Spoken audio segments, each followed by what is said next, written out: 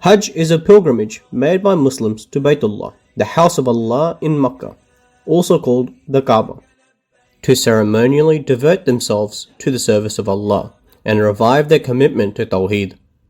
It is the pinnacle of worship in the religion of Islam. Baytullah was the mosque built by Prophet Abraham, peace be upon him, about which it had been decided by Allah that it would be the center of Tawheed. And so, Allah made it a duty for all Muslims, male and female, to perform Hajj once in a lifetime, provided their means and health permitted. While Hajj is ceremonially devoting oneself in the service of Allah, it is the ultimate expression of servitude and inculcates the passion that when called upon, one will not back off from giving away one's most beloved possession, one's own life. Allah wants the believers to achieve this level of servitude to enable them to remain steadfast against Iblis, Satan. The Almighty has informed us in the Quran that from the very first day Adam was created, Iblis had declared war against the Almighty's scheme for the creation of Adam in this world. Since that day, we are in a continuous state of war with Iblis, our foremost enemy, until the Day of Judgment. The rituals of Hajj are a symbolic representation of that war against Iblis. Hajj rituals start on the 8th of Zilhajj. The person performing Hajj, called Haji, start their journey at Miqat, only permissible by wearing the simplest of clothing called Ihram, and start reciting Talbiyah. لبيك اللهم لبيك لبيك لا شريك لك لبيك إن الحمد والنعمة لك والملك لا شريك لك. Here I am at your service, O Allah. Here I am. Here I am at your service. You have no partners, other gods.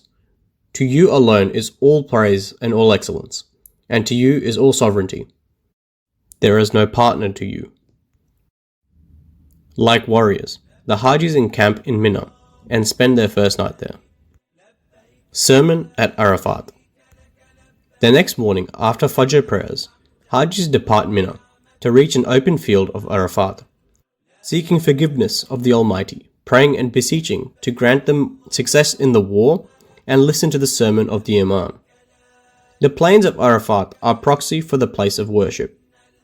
Hajis shorten and combine the prayers in Arafat, as is done in warlike situation.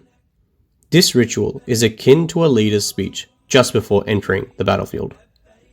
Stay at Muzdalifah. After sunset, Hajis set off to Muzdalifah.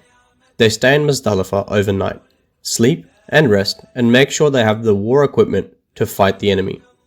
This represents the night before the big day, when Hajis face off with the arch-enemy. Jumrah Aqaba.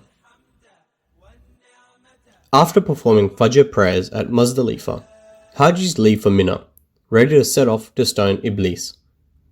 Once they reach Jumrah al-Bayah, they stop reciting Talbiyah and pelt this Jumrah with 7 stones.